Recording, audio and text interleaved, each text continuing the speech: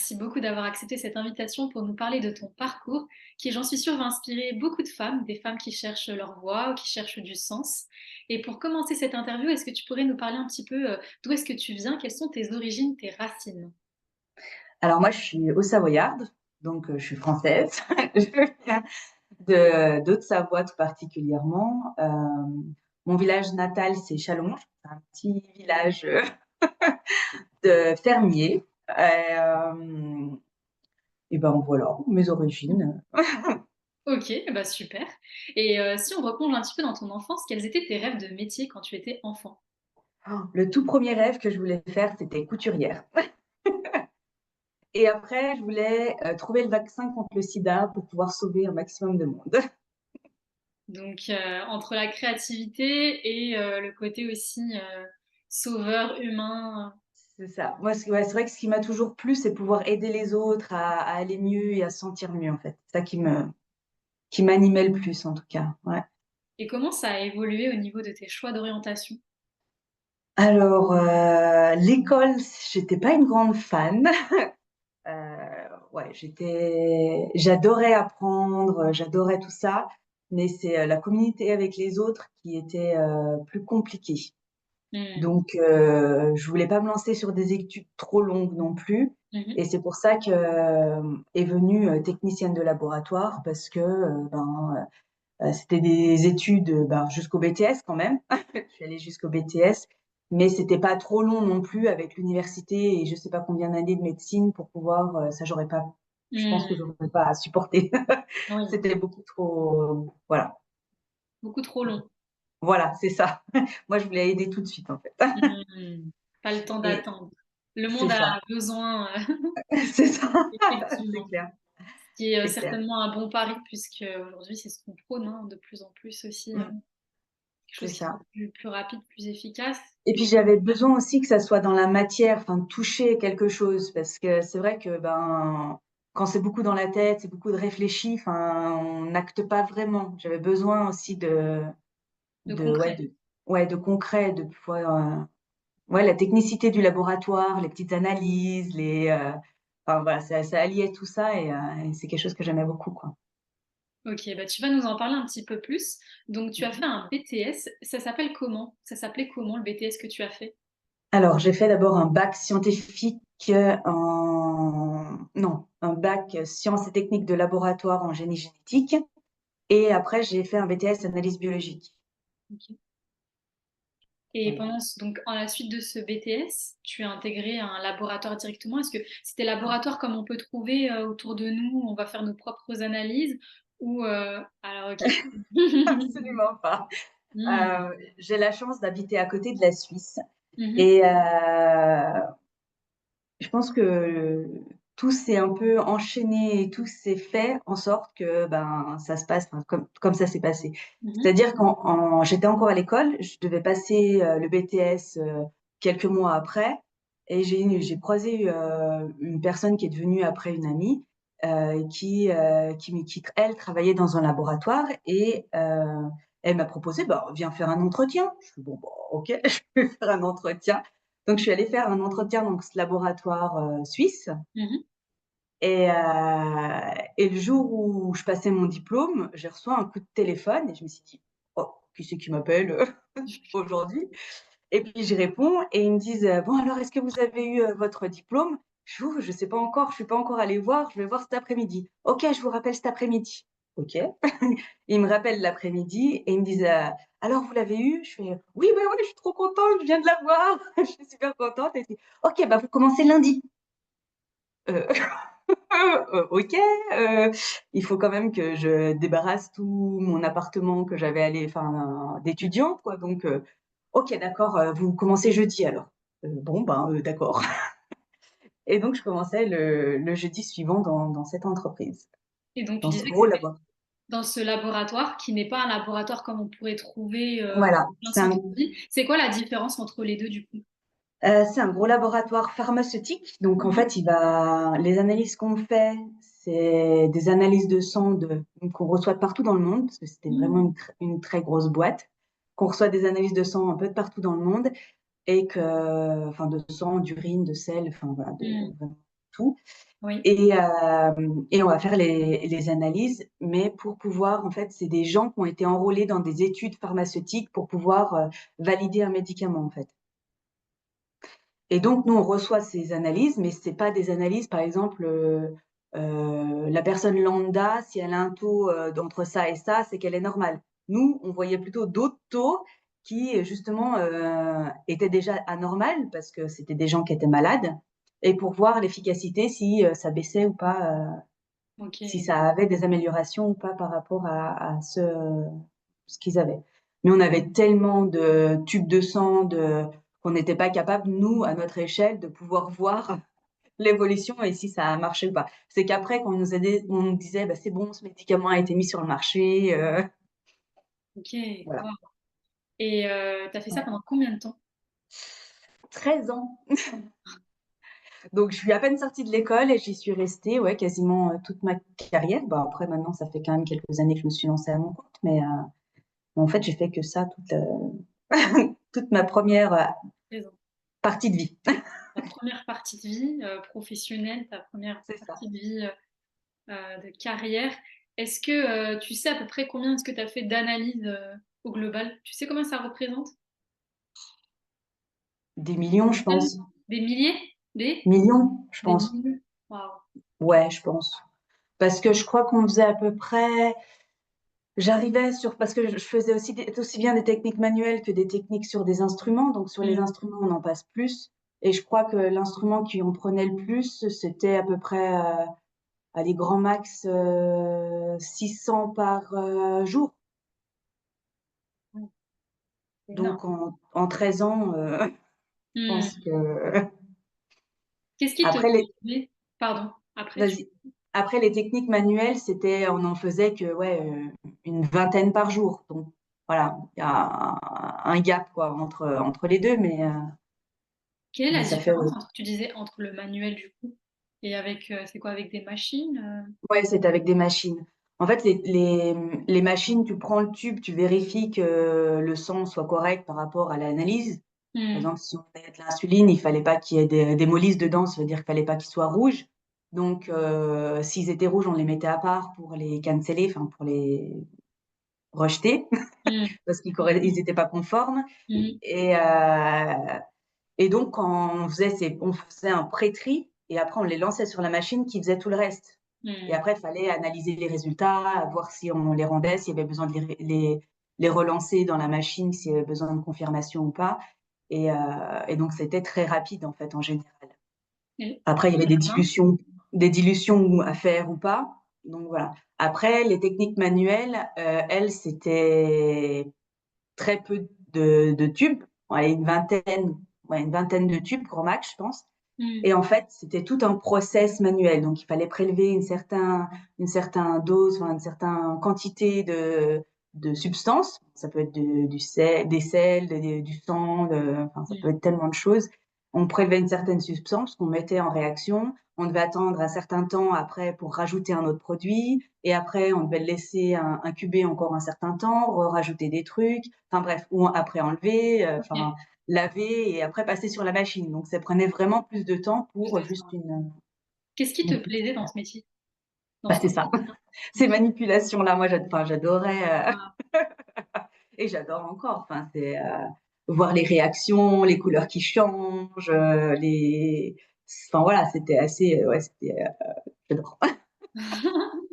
C'est vraiment sympa, en ok. tout cas. Bah, génial. Oui, c'est intéressant. Déjà, Ouais, tu aimes ça, ouais, c'est toujours, toujours intéressant de savoir qu'est-ce qui plaît dans le métier qu'on fait ou qu'on a pu faire. Et c'est vrai que c'est c'est ça. chouette, c'est original. Ouais. Et qu'est-ce que, à quel moment est-ce que tu as souhaité changer, voir autre chose? Euh, Je pourrais pas dire exactement, mais en fait, j'étais très tournée spiritualité. Enfin, c'est quelque chose qui me Mm. plaisait. Et en fait, plus j'avançais, plus je me rendais compte que ben, les médicaments, ça sauvait pas enfin, c'était pas que positif. Il y avait aussi des effets secondaires, il y avait aussi des choses qui pouvaient rendre malades aussi les personnes. Et moi, Mm. c'est quelque chose que ça me heurtait en fait. Je Mm. pensais faire du bien entre guillemets en mettant ce genre de choses sur le marché. Et derrière, je me disais: «Mais merde, enfin, il y a des trucs, c'était pas si bien que ça pour Mmh. certaines choses». Donc oui, effectivement, c'est efficace, ça va aider, c'est rapide, ça va mais j'ai l'impression que ça va plus toucher la maladie, enfin le problème, que venir à la cause du problème. Ça va dire Mmh. juste bah, j'ai de la fièvre, je vais prendre un Doliprane pour plus avoir mal à la tête, quoi. Et ben, qu'on va pas aller chercher pourquoi tu as eu mal à la tête, quoi. Et Mmh. moi, c'est ça qui me dérangeait, c'est qu'en fait, on me soignait juste le petit symptôme, mais on n'allait pas vraiment chercher, creuser et trouver la source du vrai problème, en fait. C'est ça qui me dérangeait le plus, en fait. Et OK. ben, plus ça avançait, plus ça coinçait. Et donc j'ai essayé de prendre un 80 pour avoir un jour de plus, pour pouvoir me lancer sur autre chose, pour pouvoir faire des soins énergétiques ou de la numérologie. Et heu et en fait, c'était une grosse boîte internationale et les gens qui sont efficaces et qui travaillent bien, on veut pas trop les laisser partir comme ça. Et Mmh. donc ils me chargeaient de travail, comme si j'étais à 100 alors que j'étais qu'à 80. Et donc le jour qui me restait, j'étais tellement épuisée, fatiguée que je faisais rien de mes journées et je me reposais, quoi. Donc j'ai pas la possibilité de pouvoir, ouais, me lancer vraiment dans cette activité-là, quoi. Mmh. Tu avais pas le créneau qui t'était destiné pour ça. Ouais, Finalement, c'était un leurre, tu pouvais pas l'avoir, tu étais tellement épuisée que tu avais pas le temps d'explorer autre chose. En tout c'est cas, ça, d'explorer ce que tu aimais et ce qui faisait sens, un peu plus c'est sens. ça, Mmh. c'est clair, ouais, c'est ça. Et donc, quelle a été, comment tu as fait pour basculer? Est-ce que tu as tout arrêté d'un coup et tu t'es mis dans la numérologie ou dans les soins? Ou est-ce que, c'est le corps qui t'a arrêté? Ouais, en fait, ce qui s'est passé, c'est que je continuais à me former à côté. Mmh. C'est-à-dire que tout mon temps libre, je le passais avec des formations. Donc je me suis formée en numérologie, les soins, en fait, je faisais plein de formations, plein de stages un peu partout pour apprendre des nouvelles Mmh. façons de faire et tout ça. Et à chaque fois, je me rendais compte que, ben, je le savais déjà. Ce qu'on m'apprenait, je le savais déjà, je savais déjà le faire bon, pas la numérologie, j'ai tout appris. J'ai eu une formation de 9 mois Mmh. et j'ai eu mon diplôme à la suite de ces 9 mois de formation. Mais tout ce qui était soins énergétiques et tout ça, en fait, je le savais, enfin, ça coulait de source, en fait. Je l'avais déjà en moi et j'avais beau apprendre avec plein d'autres gens de certaines manières pour y arriver, je me rendais compte que, ben, je le savais déjà, je savais déjà faire, en fait.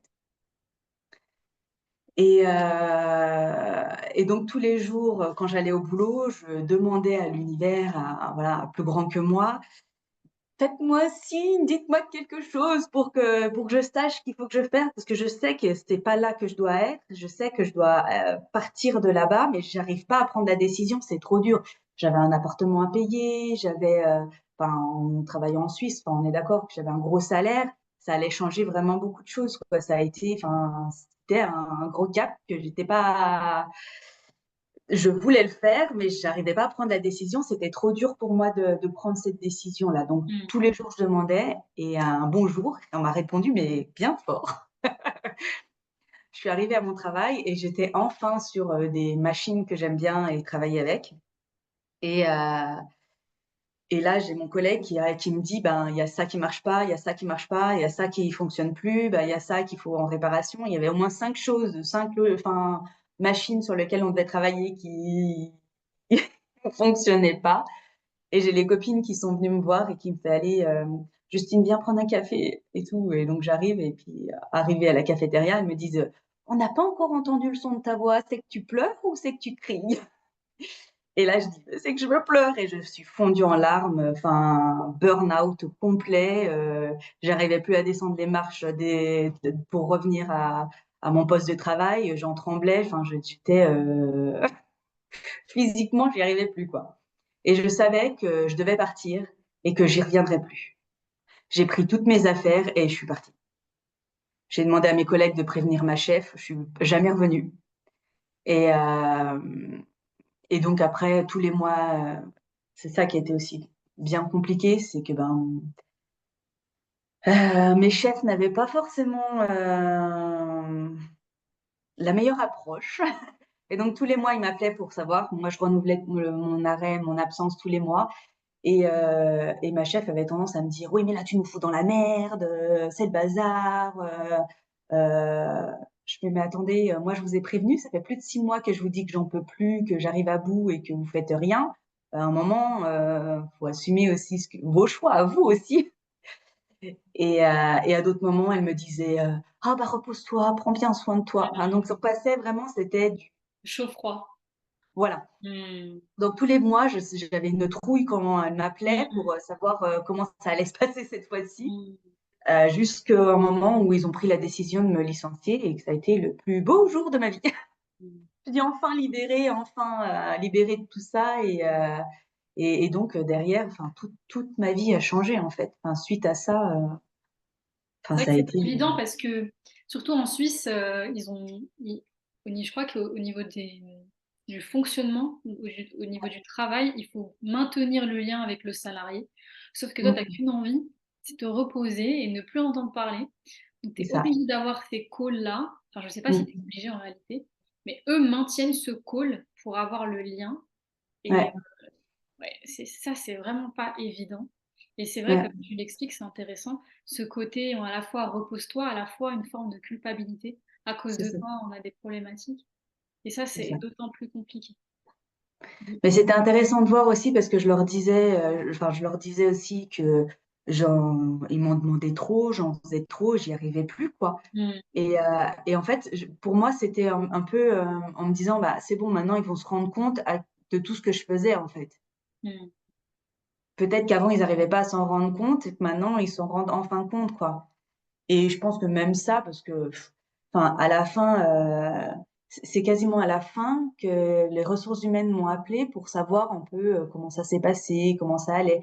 Je fais: «Mais, ça, pourquoi il y a 6 mois quand je vous l'ai déjà dit il y a 6 mois que ça allait pas, pourquoi Mmh. vous avez pas fait toutes ces recherches-là avant? Pourquoi vous en êtes attendu ou que j'en sois en burn-out ou que j'en puisse vraiment plus pour pouvoir faire les démarches pour venir voir?» Je fais: «Il y a un souci, il y a quelque chose qui va pas quand même». Donc, voilà. Merci de ce partage, je sais que c'est pas évident des fois de reparler de ces périodes-là, qui sont peut-être pas les périodes les plus joyeuses, mais en tout cas, qui vont certainement aussi aider des personnes qui sont dans cette période-là. Se dire: Ouais. «Il y a une lumière, au bout du tunnel» et tu vas nous en parler. Donc quelle a Mmh. été ta lumière, à partir de ce licenciement qui a été pour toi, si j'ai bien compris, un Ah soulagement? ouais. Ah ouais, ça a été la plus belle chose de ma vie qui soit arrivée, en fait. Je me dis: «C'est bon, je suis enfin libérée de ce truc-là» Mmh. et j'ai l'impression que tout s'est ouvert, tout derrière, tout s'est ouvert, en fait, dans le sens où, bah, j'avais un copain à l'époque, que ça faisait quelques mois qu'on était ensemble. Donc il Mmh. a vécu tout ce burn-out et peu de temps après, il me demande en mariage. Ouais, derrière on s'est mariés, 1 mois après, ben, j'étais enceinte. Donc ma petite fille une petite fille derrière et suite à ça, bah, lui pareil, il travaillait en Suisse et il a démissionné de Suisse. Donc quand on s'est mariés, on était tous les 2 sans emploi.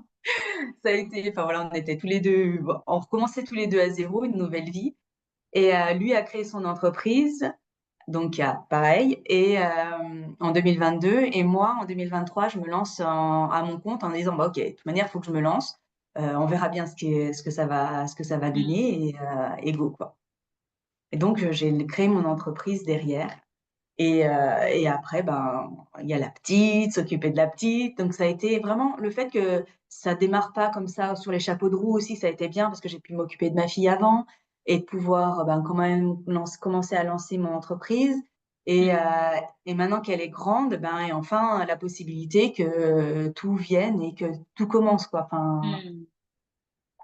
que ça Ah, part c'est bien. vraiment, bien, quoi. Oui, mais génial. Donc petit à petit, les portes se sont Ouais, ouvertes c'est ça, et c'est ça. tu t'es davantage investi, j'imagine, donc dans la numérologie, dont tu vas nous parler aujourd'hui, Ouais. puisque c'est, l'une de tes casquettes principales que tu as aujourd'hui en tant qu'auto-entrepreneuse. Ouais. Est-ce que tu peux nous dire un petit peu qu'est-ce qui t'a attiré déjà de base vers la numérologie? C'est pareil, je faisais des formations pour un développement personnel, ce que j'adore. Enfin, Hmm. j'avais l'impression que les gens me connaissaient mieux que moi je me connaissais. Et ça me dérangeait en fait. Et, euh, et un jour, suite à des constellations familiales, ils avaient mixé constellation familiale et numérologie. Hmm. Et quand elle commençait à me sortir, je fais, mais elle me connaît pas. Et tout ce qu'elle me sort, ça me parle, c'est moi, je me reconnais. Et, euh, et donc, je suis allée la voir en entretien individuel et puis on a commencé à discuter. Puis elle m'a fait mon thème numérologique et là, j'étais stupéfaite. Je fais, mais waouh, c'est trop bien et tout.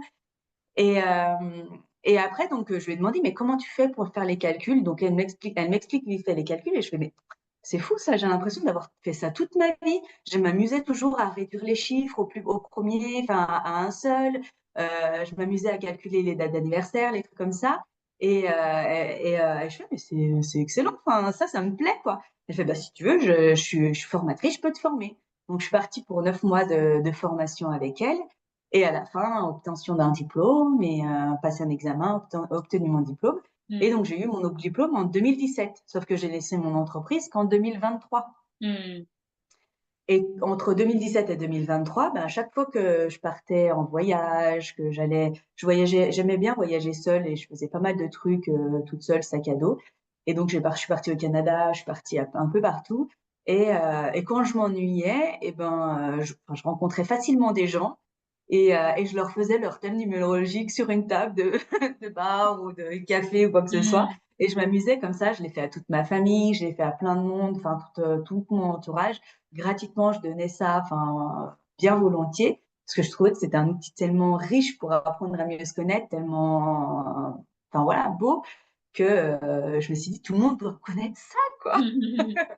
Est-ce que tu peux nous expliquer comment ça marche? Alors, la numérologie, on prend tous les prénoms et noms de famille d'une personne, Hmm. et chaque lettre correspond à un chiffre, et chaque chiffre a sa propre vibration. Et Hmm. en fonction du nombre de chiffres que tu as, ça va définir certains traits de caractère. C'est-à-dire que s'il y a un excès de certains chiffres, ça veut dire, par exemple, un excès de 1, ça veut dire que tu seras quelqu'un d'autoritaire, qui prend un peu les devants et qui aime bien se mettre en avant.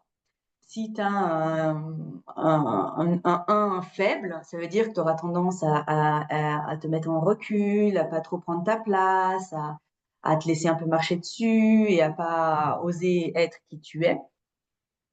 Et après, il y a des chiffres qui sont équilibrés, donc ça veut dire que ben il est bien exprimé, tu arrives à t'exprimer, à prendre ta place et pas trop la prendre, mais pas à la laisser non plus, à être bien Hmm. présente. Et il y a des chiffres qui sont karmiques, ça veut dire que tu n'en as aucun. Tu devrais en avoir un certain nombre en fonction du nombre de lettres que tu as et que tu en as zéro. Et par exemple, si tu en as zéro, c'est un tout ou rien. C'est-à-dire que, par exemple, si on continue avec l'exemple du 1, si tu as un excès un 1 karmique, ça veut dire que tu en as zéro. Et ben, ça veut dire que tu seras soit par moment dans l'excès à trop prendre ta place, à trop te mettre en avant et à être autoritaire, à vouloir diriger les choses et tout. Et à d'autres moments, te mettre en retrait, te prendre, enfin, pas oser dire qui tu es, rester un peu à l'écart, pas trop t'affirmer. C'est-à-dire que ça sera un tout ou rien. Ça veut dire que certains moments dans ta vie, ça va s'exprimer d'une manière ou d'une autre. Et ce que tu es venu justement chercher dans cette vie-là, c'est justement résoudre ce souci parce que c'est celui-là qui est karmique. Donc, c'est celui que tu viens un peu régler. Oh, wow. Tu es venu un peu régler. Et après, on va prendre aussi la date de naissance. Et de la date de naissance, on va découler plein d'autres calculs qui vont te permettre de savoir ton chemin de vie, ton but de vie, les réalisations, enfin, les réalisations existentielles. Enfin, voilà, il y a tellement de choses qu'on peut voir dans un thème numérologique que c'est assez riche. Assez riche, certainement. Ouais, Donc ça t'aide en fait à mieux te connaître et puis à te ouais. guider pour avancer dans ta vie. Exactement, c'est ça, c'est ça. Quels Ça sont permet les... justement d'aiguiller un peu les autres. Moi, j'aime bien aussi faire ça, offrir ça en cadeau de naissance, parce que justement, c'est des outils, des clés que les parents vont pouvoir avoir en main pour pouvoir aller justement guider leur enfant. Ben, si on voit qu'il a un 2 un peu faible, eh ben, on sait qu'il n'osera pas forcément collaborer avec les autres. Ça sera un peu compliqué pour lui. Donc on va pas trop insister, mais on va essayer de l'amener à ce que ça soit plus facile pour lui. Mmh. C'est d'aborder le contact avec les autres et tout ça. Et le fait d'avoir tout ça, en fait, ça va permettre de pouvoir, aiguiller son enfant, en fait, dans la vie. Est-ce que ça peut aiguiller sur, les parties professionnelles? Par exemple, la vocation? Quelqu'un qui est Oui, plutôt doué, qui serait plutôt artiste, enfin, c'est dans le domaine ça. artistique ou plutôt dans le domaine médical? Est-ce que c'est des choses que tu peux voir? Ouais, ouais, ouais. Par exemple, une personne qui aura un chemin de vie 6, ça peut être des personnes qui sont, très créatives, qui adorent, le beau, qui adorent les métiers. Donc ça peut être des métiers, de décoration intérieure, ça peut être, des personnes qui aiment travailler dans le luxe, donc pour des Mmh. grosses marques, ça peut être, des personnes qui aiment le beau, le bien. Enfin voilà, on peut le voir aussi en fonction, bah, du chemin de vie. On peut le voir aussi après avec son nombre de 6 qu'elle a dans son thème, si c'est en adéquation ou justement ça va poser un peu problème. Enfin voilà, on peut aller voir tout ça, ouais. En même temps, je suis en train de me rappeler, combien de sites, j'ai. C'est super intéressant. C'est Hem ça. et du coup, quelles sont les raisons pour lesquelles les personnes viennent te voir? Quels sont les sujets majeurs, les thèmes majeurs? Est-ce qu'ils viennent en particulier pour un thème, pour une question? Ou en général, c'est plus, on a envie d'apprendre à se connaître et puis on a envie d'utiliser la numérologie pour ça? Alors c'est plus des personnes qui sont un peu perdues, qui sont dans le flou, qui savent pas vraiment où aller, qui sont à des tournants dans leur vie et qui savent pas trop comment s'y prendre, ou des personnes, qui, veulent, se marier et qui aimeraient bien savoir comment ça va matcher avec l'autre personne, ça peut être parce qu'on peut voir ça aussi parce que quand on se marie, on vient prendre aussi, du coup, le nom du mari et Mmh. donc quel changement il va y avoir dans nos vies aussi suite à ce mariage? Comment ça va pouvoir évoluer dans notre vie? Enfin, ce qu'on est amené à faire et à ouais, en fait, c'est plus souvent des gens qui sont un peu perdus et qui savent pas trop que ça coince un petit peu en ce moment dans leur vie et qui veulent juste, ben, apprendre à mieux se connaître, savoir s'ils sont déjà sur la bonne voie ou si, ils s'acharnent sur quelque chose que ça leur correspond pas, quoi. Génial. Et est-ce qu'il y a un accompagnement qui t'a marqué et où tu t'es dit: «Waouh!»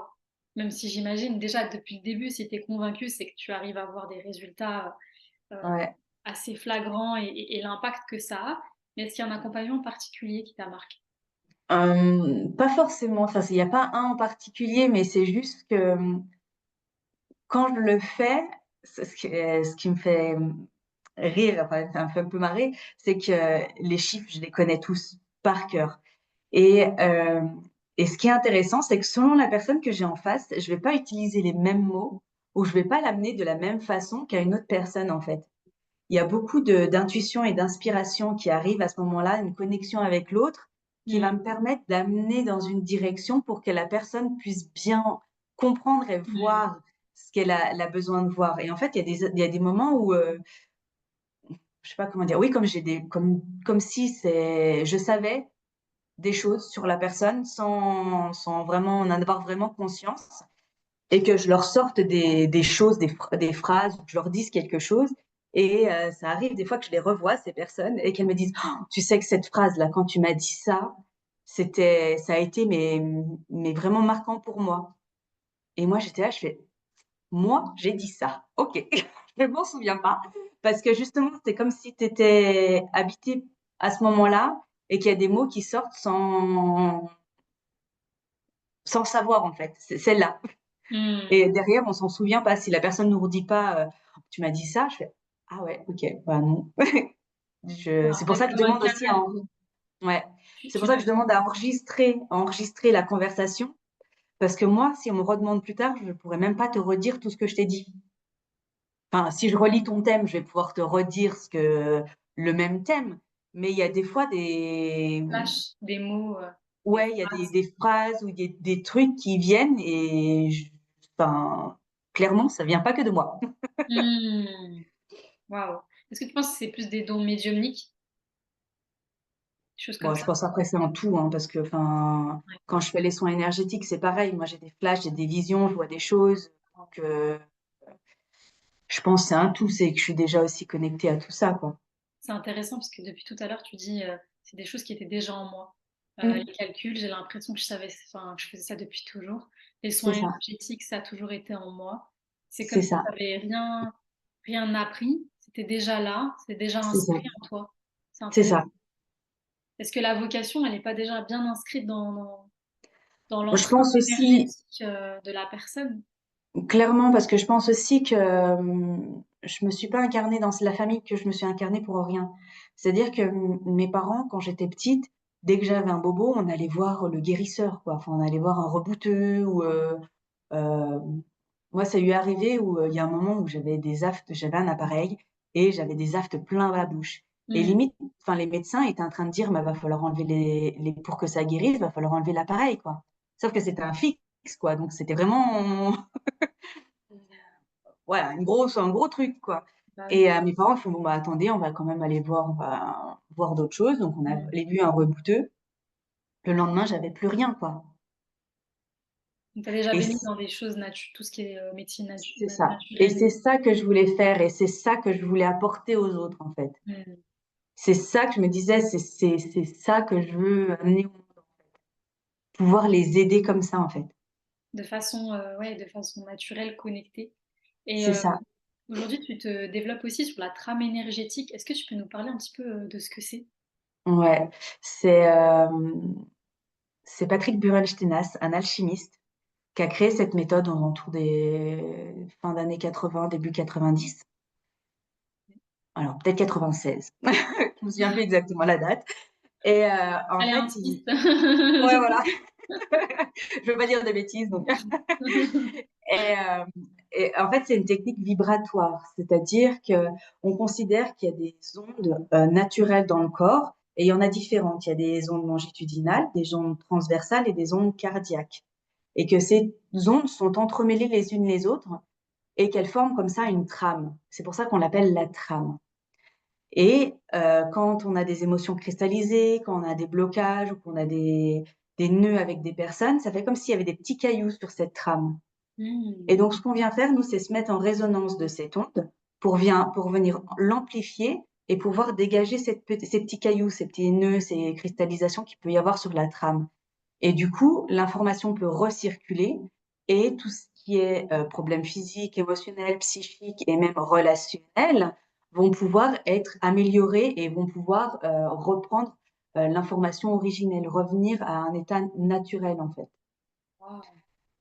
Et, heu et donc c'est un ensemble de 16 gestes où on vient poser les mains sur, différentes parties du corps pour se mettre en résonance avec cette onde, pour pouvoir venir libérer en fait les blessures, les traumas ou même, les problèmes relationnels qu'il peut y avoir pour ramener cette information-là. Mmh. Parce que quand il y a un caillou, bah, l'onde elle arrête de circuler, elle peut plus bouger donc l'information ne vient plus derrière aux cellules qui y a derrière.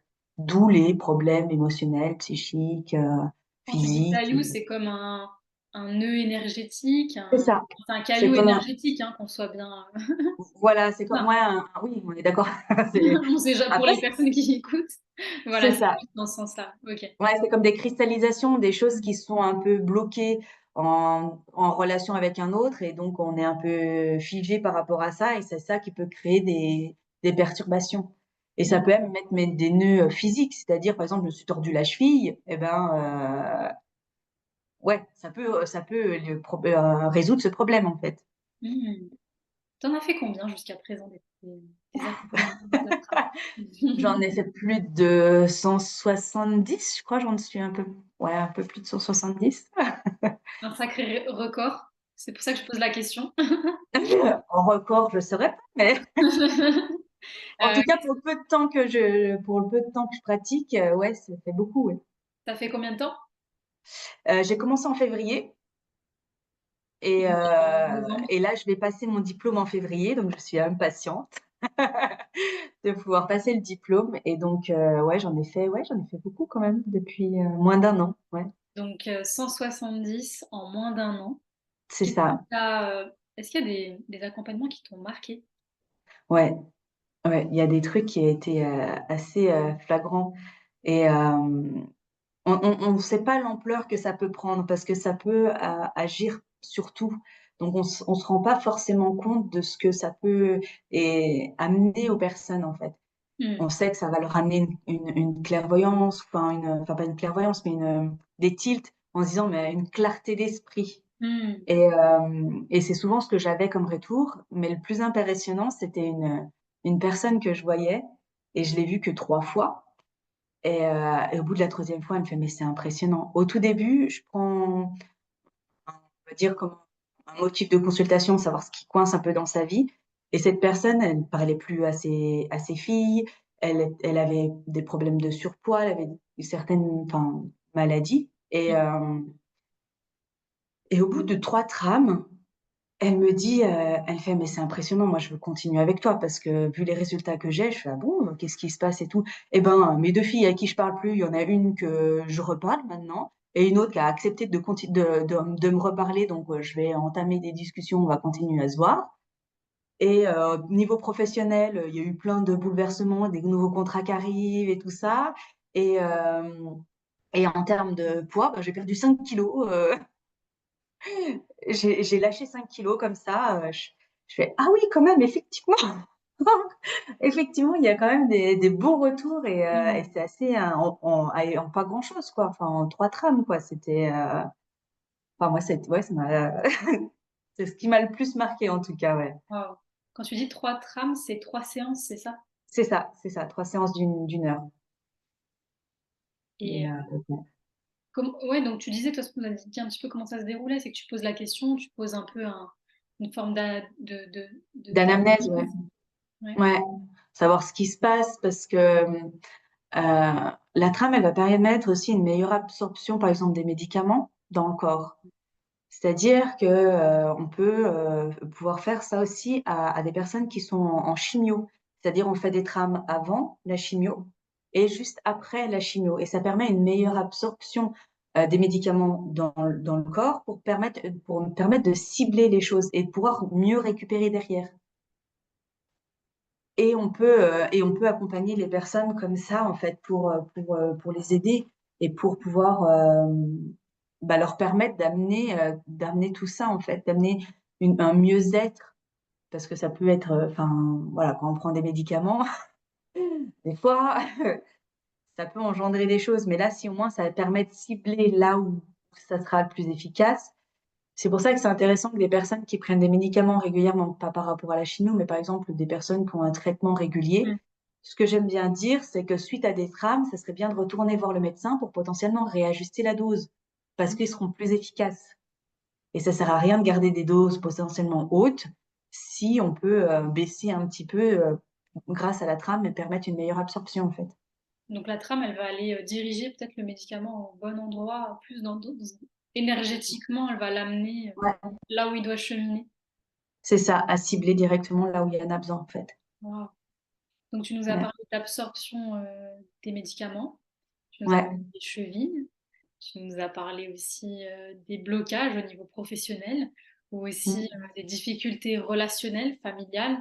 Est-ce qu'il y a c'est d'autres ça. exemples qui peuvent inspirer des personnes qui pourraient venir te voir, à Thonon-les-Bains?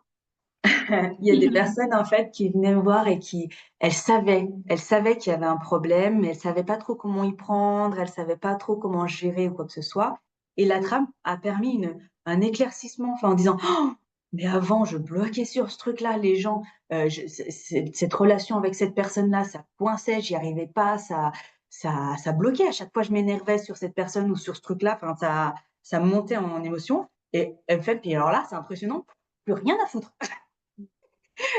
Ça m'atteint plus, ce genre de choses, je fais: «OK, bon, bah», enfin voilà, ça en fait, ça permet aussi un, ouais, un éclaircissement des pensées, Mmh. à rationalisation et à permettre de se dire, prendre du détachement en se disant: «Oh là Mmh. là, mais ce truc-là, ça sert à quoi que je m'acharne là-dessus? La personne, elle changera jamais. Mmh. C'est à moi de changer et c'est à moi d'arrêter de voir les choses, à vouloir m'acharner à ce que ça aille mieux, quoi». Oui, donc ça Ça permet le détachement, d'une c'est ça. situation, d'une personne. C'est ça et la relation avec les autres, avoir une meilleure relation parce que justement on n'est plus attaché à ce truc-là, ça nous heurte plus, donc ça se passe beaucoup mieux notre environnement, avec les autres Mmh. personnes, en fait. Génial. Ouais. Et avec le recul, que t'a appris du coup maintenant, le cheminement entre ton parcours scientifique, la technicité que tu pouvais avoir en entreprise et aujourd'hui la lecture symbolique des nombres, mais aussi la trame. J'ai l'impression que tout est lié, en fait. Enfin, Mhm. il y a pas de hasard. C'était intéressant à l'école d'apprendre comment le corps fonctionnait. Et maintenant, maintenant que je sais comment le corps fonctionne, eh bien, on va apprendre une autre subtilité de son fonctionnement du corps. Parce qu'à l'école, on nous apprend pas que les énergies, elles circulent de telle manière, qu'elles amènent telle chose. Et en fait, c'est comme si ça complétait une connaissance, en fait. Waouh. Et ça permet de mieux se connaître et de reprendre les choses en main. Hmm. Tu vois, c'est pas laisser le pouvoir aux autres, en fait. C'est reprendre notre propre pouvoir et notre puissance, en fait, et affirmer notre puissance. Parce Hmm. qu'en fait, toutes les informations, on les a déjà. Tout est déjà à l'intérieur de nous. Il y a que nous qui pouvons savoir ce qui est le mieux pour nous. Et des fois, d'aller voir des personnes, ça nous permet justement de revoir ça et de reconnecter à nous-mêmes, en fait. Et se faire aider avec la numérologie parce que les personnes, justement, elles se disent, ben oui, je savais ça de ma vie, je me rends bien compte que ça coince à ce niveau-là. Et ben, ok, ben justement, maintenant, tu peux avoir confiance en toi, tu peux savoir que tes intuitions sont bonnes et les écouter plus et aller vers ça, en fait. Tendre vers une autonomie. Hmm. Donc oui, des fois, c'est intéressant de se faire aider et la trame, la numérologie peut aider à ça. Mais ce qui est le plus important à retenir, c'est quand même que tout vient de nous et que tout est déjà là. Hmm. Et que si on s'écoutait soi et si on revenait à soi et on était plus attentif à ce qui se passe en nous, Hmm. on serait capable de tout, quoi. On est capable de tout. Waouh. Et qu'est-ce que tu dirais à des personnes qui sont potentiellement en perte de sens en ce moment? Le travail ne fait pas sens. Il y a cette fatigue, il y a l'impression de ne pas être aussi impactante que ce que l'on voudrait, de ne pas être épanouie, de ne pas être à sa place, mais on n'arrive pas à changer, on n'arrive pas à oser, on n'arrive pas à avancer. Ça nous est tous arrivé. En tout cas, enfin, moi, ça m'est arrivé et le courage qu'il faut pour pouvoir se lancer, il y a que nous qui pouvons le faire, en fait. Hmm.